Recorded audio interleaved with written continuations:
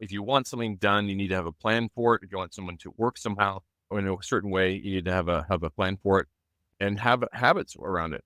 And I find that it actually makes you a much more successful business because you're not leaving things to chance. Welcome to Lessons in Leverage, the podcast that takes you behind the scenes of success. We'll help you unlock the secrets of leverage so you can amplify your impact in the world.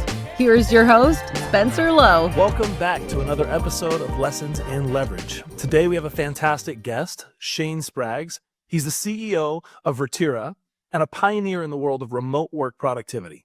With over 25 years of experience, Shane has not only led projects for major companies like Disney, but has also co-authored books, including The Power of Remote, which is a book packed with strategies for building high-performing virtual teams. As we kick off the new year, Shane is here to share his insights on how leveraging personal habits can set the tone for success. So I'm excited to dive in. Thanks for taking some time with us today, Shane. I love being here. Thanks, Spencer.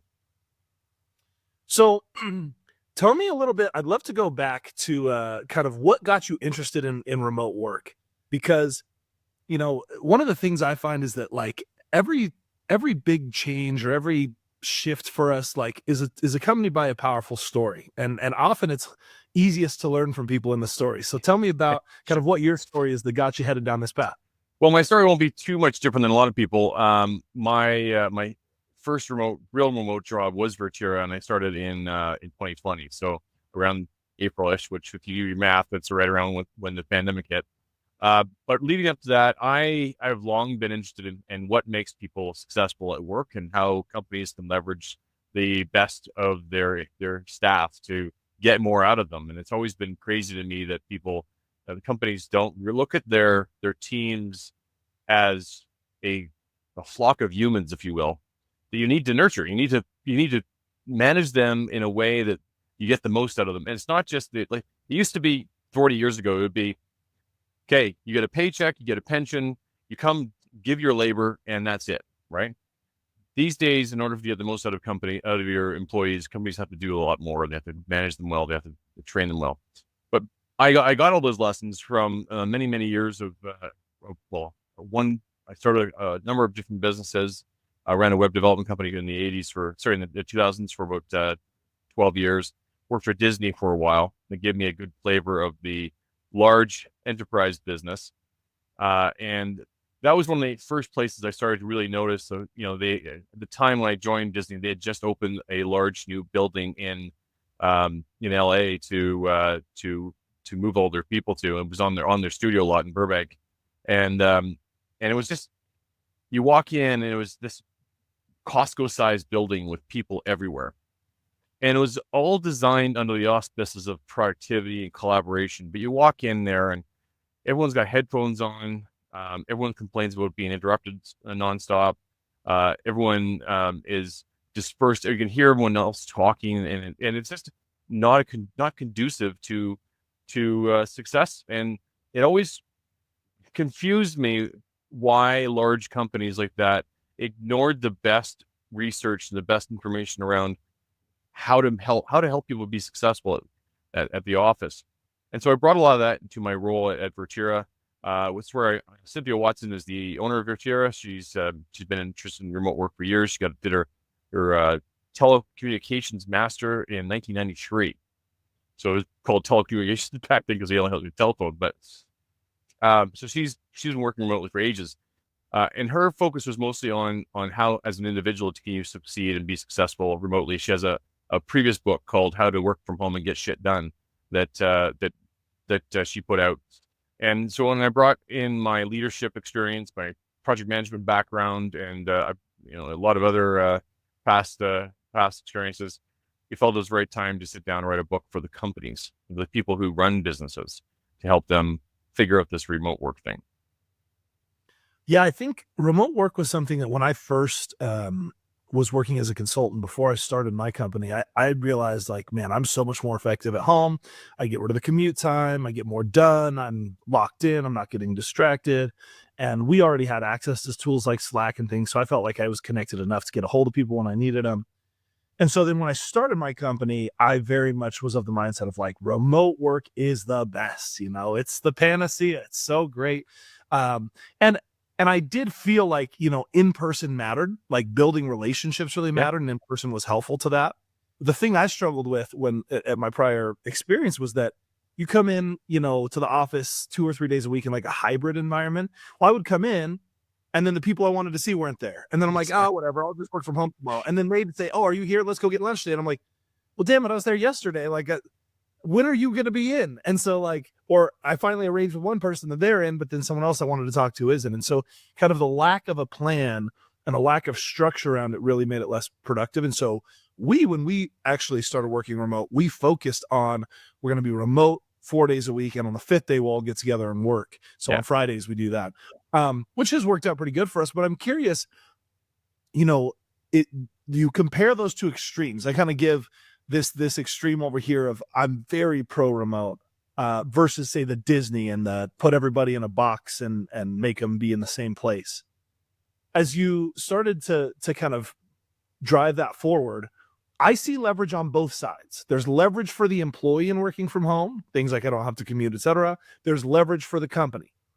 So there's sort of value on both sides if it's done right.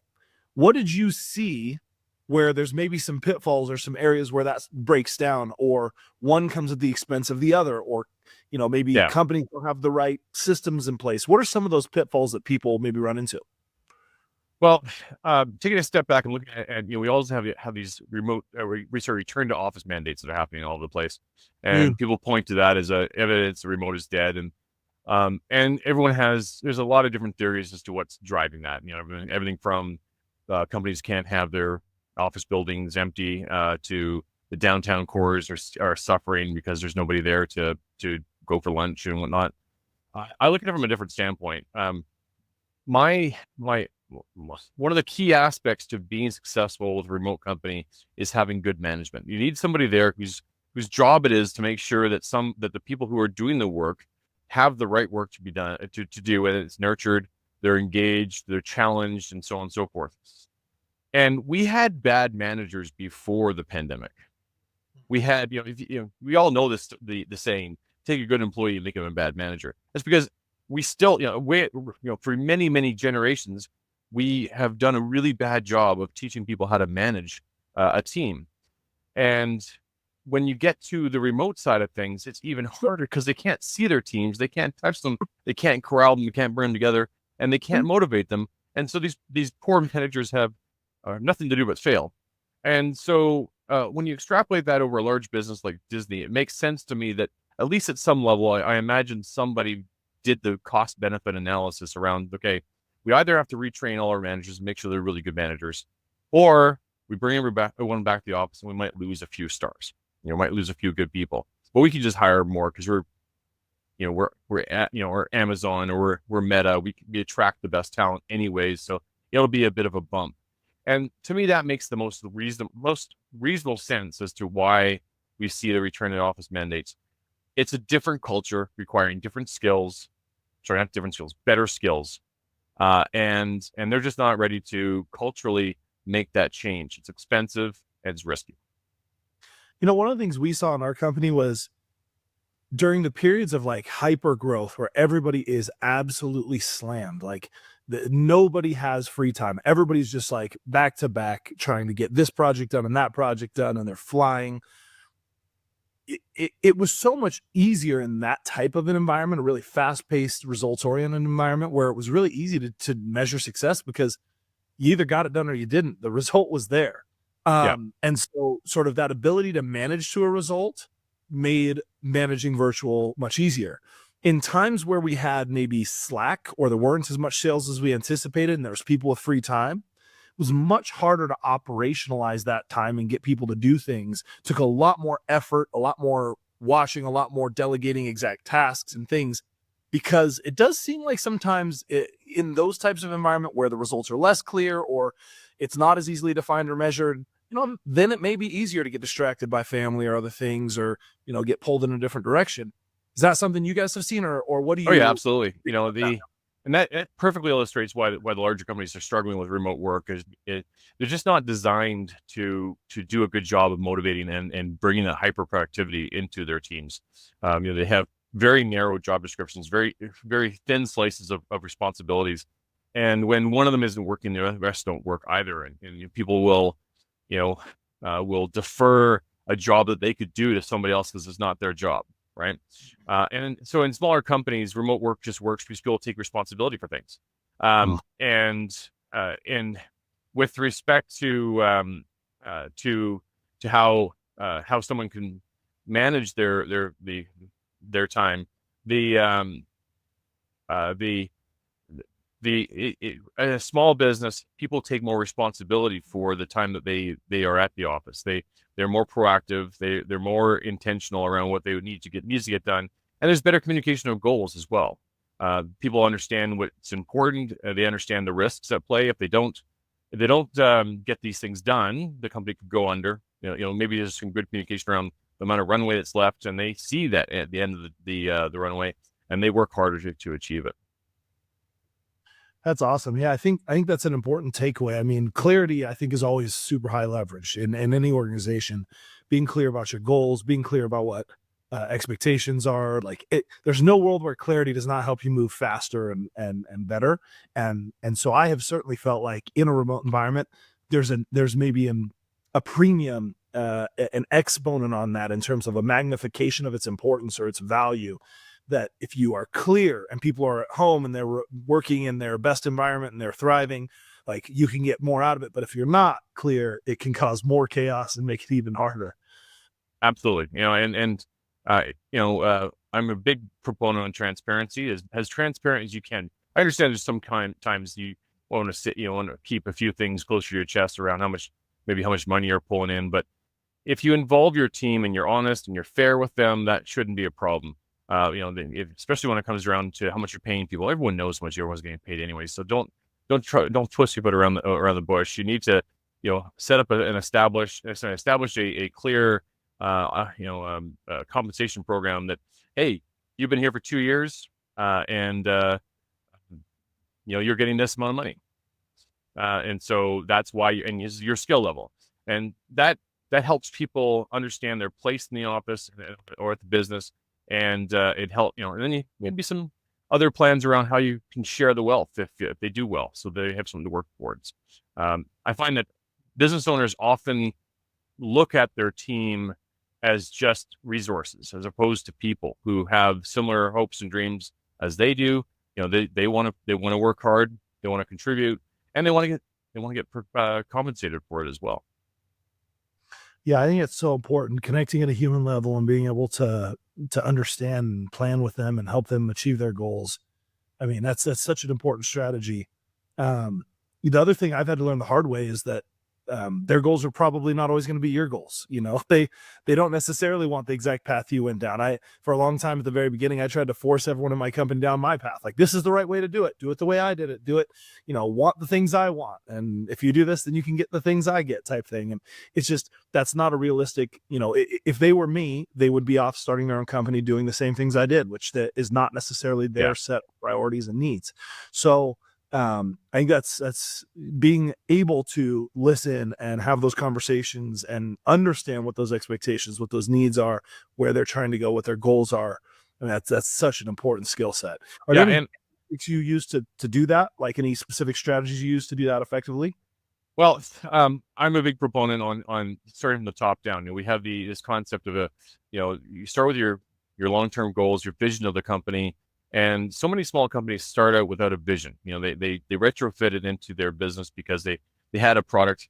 Sorry, my cat is joining me. I have no choice. This is their room. I'm just a visitor. They a lot of companies start out and they try to retrofit their approach to what they're doing to some sort of vision that makes sense from a global standpoint. But I really encourage people to think really hard about what change, what are they trying to impact in the world? And it can't just be about money. And that all then filters down to goals and strategy. But involve your team in the strategic conversation. You're just increasing the number of people who might have good ideas that might share them with you and allow you to innovate and try new things. And then have a very solid plan. People overlook the execution side of things, and this is where I really thrive. Is you've got a plan. What are the steps to achieve it? And how do you how do we communicate to the people where we are in that plan and how far along we are and what work needs to be done in order to reach it. And so it's vitally important that you bring your staff along for all those parts of the ride and have a real clarity around what values you have as a company, so that when you're hiring people, you can filter out people who may not share those values. And those values need to be something more than just integrity. I mean, you're not going to hire anybody who doesn't have integrity. It's not a good company value. At Virtira, we've got my favorite values is say no to fire drills. It's a very clear thing that is easy to remember, and it's tangible. And I get told all the time, and I'm a source of fire drills as well as other people. And so a fire drill is an urgent thing that's not important. And so if you think about Covey's quadrant, there's the various, it's like a quadrant 1, I think it is, where, it feels important. You want to do it now, but it has no impact on the long term. It's that whole, will this be important in a month, a year, or 10 years? You won't remember it after a week probably.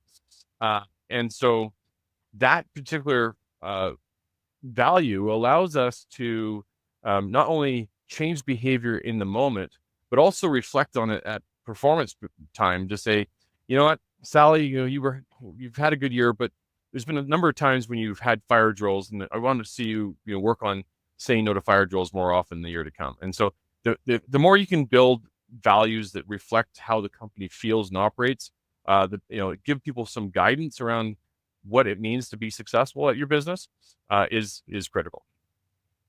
Yeah, I love that. So how do you think about productivity at the sort of personal level? Because we've talked a little bit about, the company. So if the company wants to be successful in remote work, they've got to be clear, got to set expectations. You need managers who know how to manage to remote employees. So you've got to be really results oriented. When we think about the individual, are there certain habits or practices that allow them to thrive in a remote environment?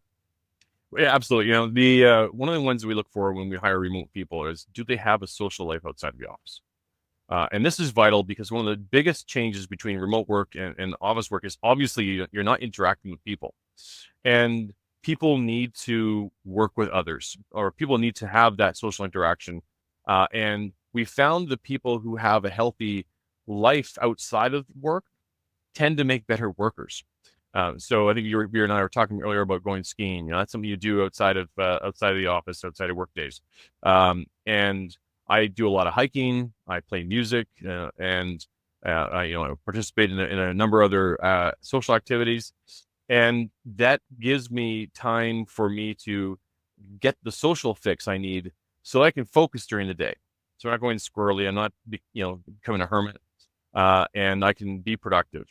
So that, taking care of your needs as a human are really important. And so that's a really big one, is making sure you have a good balance between work and life. The other ones are obvious, that, make sure you box your time into your work time. Don't stretch it throughout the entire day. You can go for a bit with a little extra work outside hours, but ultimately that's something that's going to catch up with you. And turn off your notifications and focus on stuff. Pick one task at a time and work on it. Have a way to manage your time. In the office, you have other people to hold you accountable to things like the tasks you need to do and your learning and development. And as a remote worker, you don't have that. You need to take responsibility for all those additional things that people take for granted. It's not just about getting the work done; it's about getting it done well. Totally agree. I love that insight, because I've seen it to be so true with our team. When we have hired people early on, a lot of the people we hired were college interns. And so they were still in college, and then they would graduate college and come on full-time as an employee. And some of them would just hit a wall, and we'd be like, this makes no sense. They were hyper productive as an intern. They were killing it. And now they have all this additional time and they've got full-time work. Why are they not just absolutely tearing it up? And we found that to be a commonality. Is for some people, if they didn't have that community, they didn't have the social groups and kind of that feeling of connection. So they kind of went into either a depression or just a dark moment of isolation while they were figuring out that next phase of their life, where they would just kind of be like, man, I don't see anybody all day. I wake up in this box and I work all day here, and then I watch Netflix here and I go to sleep, and I like, it's not an ideal way to live. And so we have even worked to try to, obviously, one, we get together on Fridays, get them out of their house, get them together in an office and do that. But then trying to do events outside of work. We do quarterly events where we get the whole team together, even fly in people that are out of state and get everyone together and with their families and do fun things, like building that type of camaraderie and in person. And so that we have a social aspect has been important for us, but you can never replace, religious communities, groups that are interest-based, hobbies, like these other things that tie together to where they have that social connection. And it's such a big difference from when most people's work, when they were going into an office, was your primary social connection for the day. Absolutely. And that's one of the things that remote work actually is a real advantage for companies. When they remove the social side of things, it removes a lot of other challenges and pressures that happen. A lot of the issues between individuals happen because of the interactions they have in person. And I love that you guys are getting together in person as a group, every quarter, flying people in. I like to think of that as, if instead of paying for an office, you should be taking the same amount of money and putting it aside and investing that in your team in some other way, whether it be learning and development, or getting together in person, having some good social activities. It can be fun, do some great stuff. Take everyone off to Vegas for a week. Maybe that's not a little safe, but something like that. People think that, remote work, you save money without having to buy an office, but you do have to rebalance it in other areas. And the stuff we're talking about in terms of people burning out and having challenges, this brings you right back to management. This is a job that managers need to be able to do and look out for. You need to be able to understand the signs of someone who's maybe sending an email at 8 o'clock at night or later, or checking in on Slack at 2 a.m, and just asking good questions about, did you need to do that? What happened? What got done at that time of the night? That are you finding time for other things? And making sure that they take some ownership and responsibility over the health and mental well-being of their staff.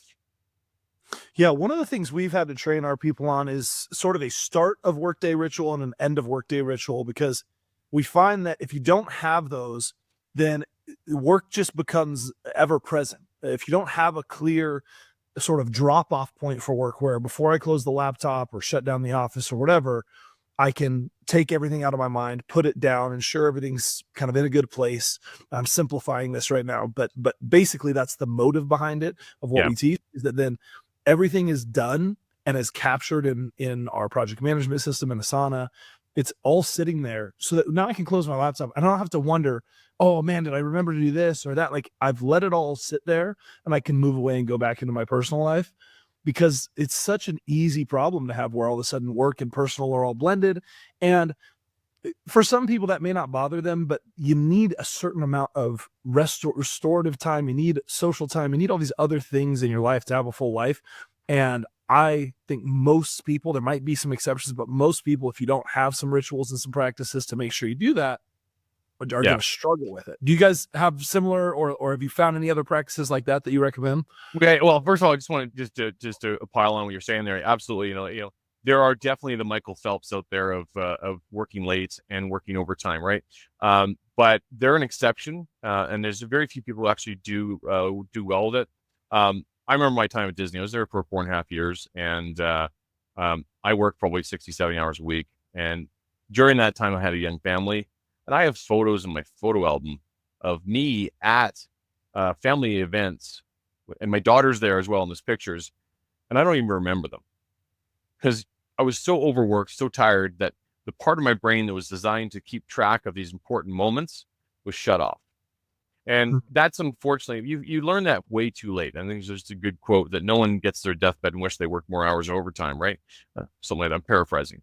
But having, what you're basically outlining there is healthy habits and cultural habits. And culture is the combination or a collection of habits the organization has.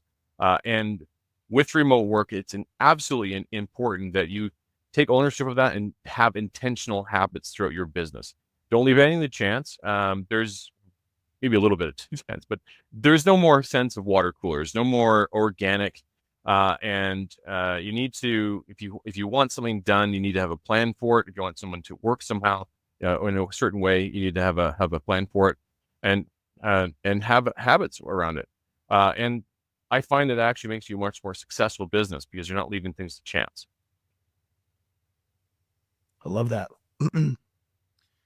All right. One of the things that caught my eye when I was, learning a little bit about you as we got ready for this, was that you played a role in founding I'm probably going to pronounce this wrong because I'm not Canadian. Is it Okanagan product? Okanagan. Yeah. Okanagan.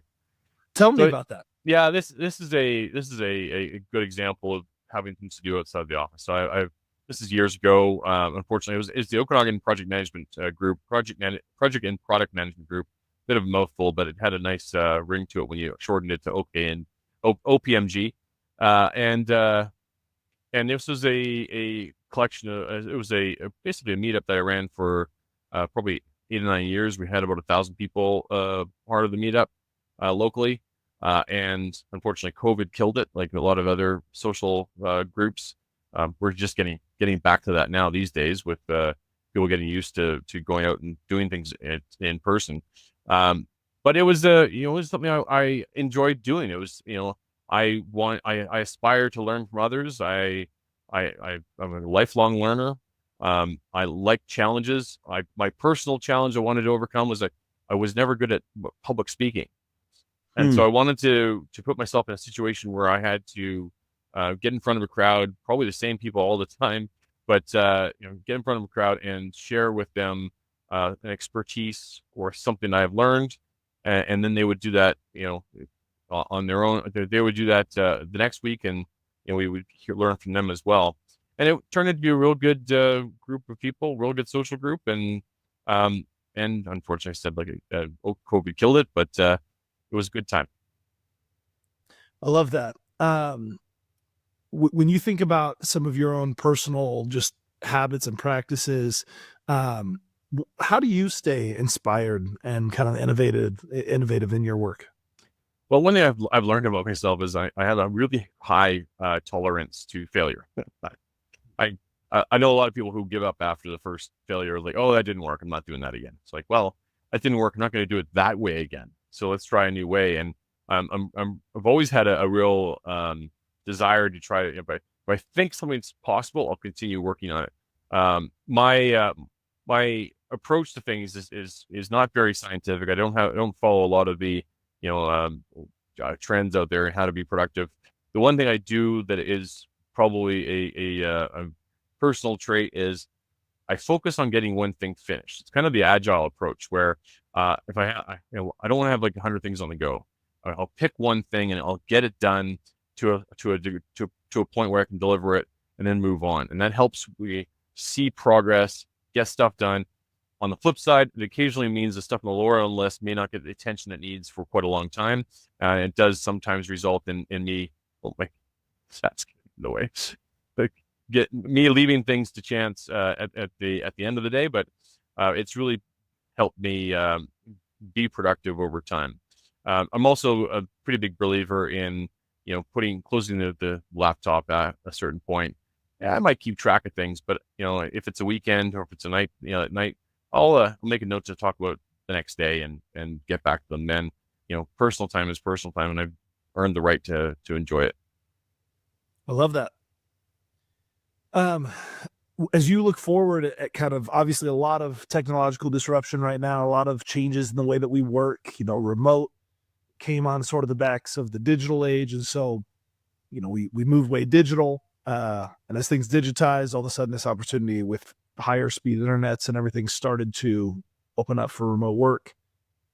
How do you see that changing as we move into the AI age? And as that sort of more nascent period kicks off, I think that it's going to be as transformational as the internet and as digitization personally. But I'm curious what you think of just what some of the opportunities will be, what impact that might have on remote work and how teams are structured. Well, a lot of people are saying that remote work is dead, and what I always fall back on is that the real impact of remote work wasn't really the fact that people working from home or everyone's going to work from home. It's the way we work changed. It was a real quick introduction to everybody on things like, using Zoom or video calls, using Slack or Teams instead of email, and getting together virtually as opposed to in person, and that's impacted businesses, even those that are still working in the office. You quite often will go to the office and work remotely.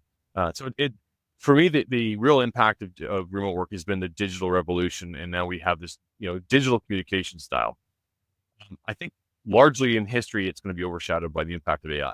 Yeah, I think that that's going to depends on who you listen to these days. I think that every 98% of jobs are going to have some sort of impact, or there's going to have a certain number of jobs being created from it. Others lost.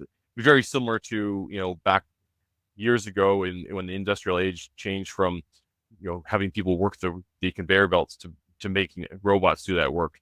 There was a lot of people lost their jobs then. From a whole, the countries increased their workforce, but there was individuals who were impacted and never survived that, unfortunately. So keeping on top of AI is going to be critical. And I think AI even just promotes the opportunity to work wherever you want to as well, right? And we're going to see more and more of that. It makes no sense to me that these days someone would start a business and open an office. It's going to cost you $5,000-$6,000 a month. You're going to hire someone to manage it. You don't have to have an office manager work remotely. It just isn't a thing. And you have to keep it furnished and all this stuff. And then you're limiting yourself to the talent in the within an hour's drive of your office. So any entrepreneur who has a grain of smarts is going to think about this in terms of, okay, what can I get done as cheap as possible? Probably using AI, probably using talent all around the world. And if they become successful, at what point are they going to say, oh, we need an office now? And if so, where do they put it? So it's my belief that the next Amazon, the next Google is being created right now in someone's basement, using the tools and techniques that are now available, and taking advantage of this big shift.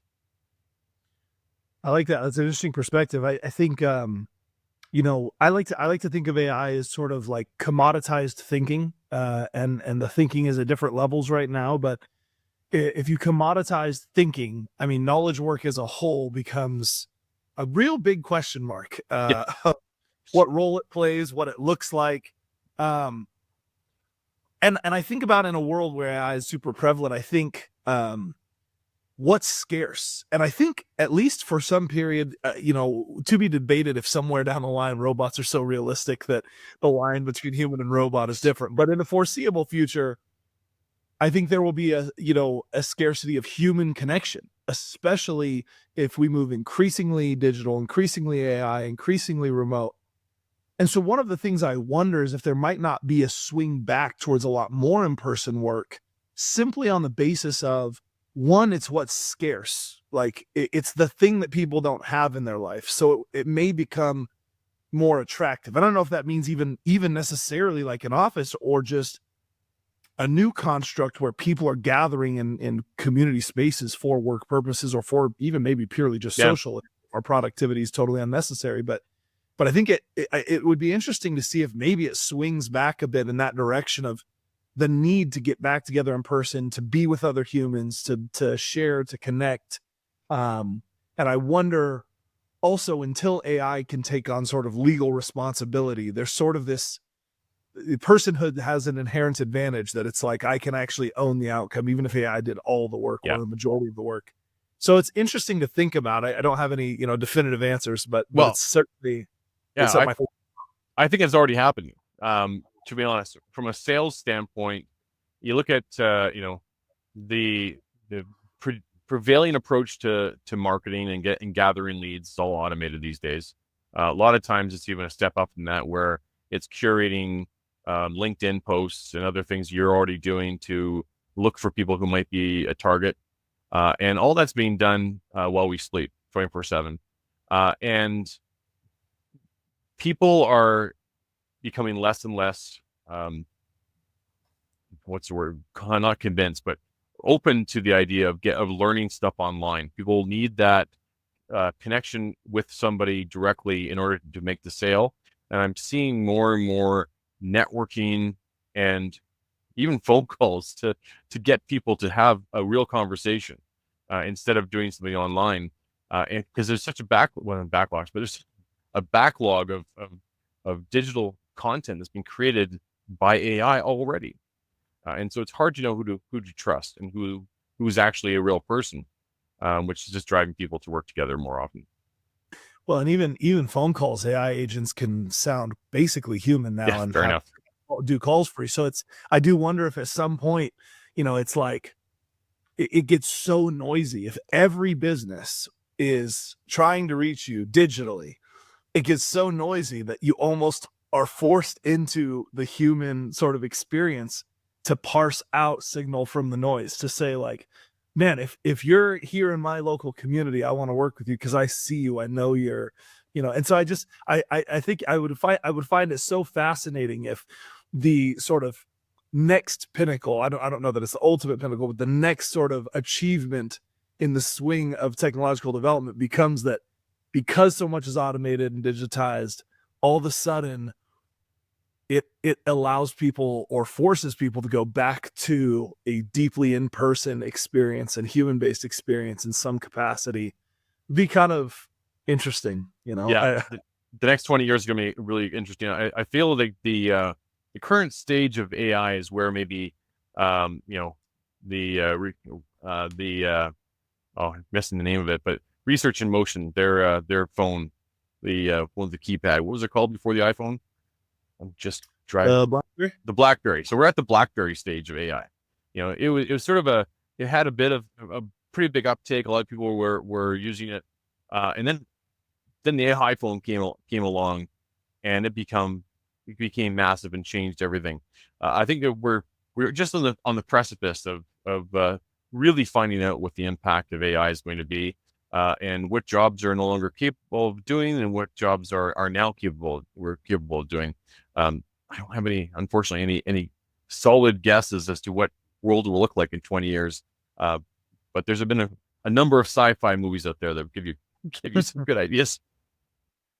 I love it. Well, in the meantime, I think everyone can benefit from simply trying to obviously maximize what we can see today. And as people look to get their work done, being able to maximize the impact they have as a remote worker, organizations being able to more effectively use remote work as leverage.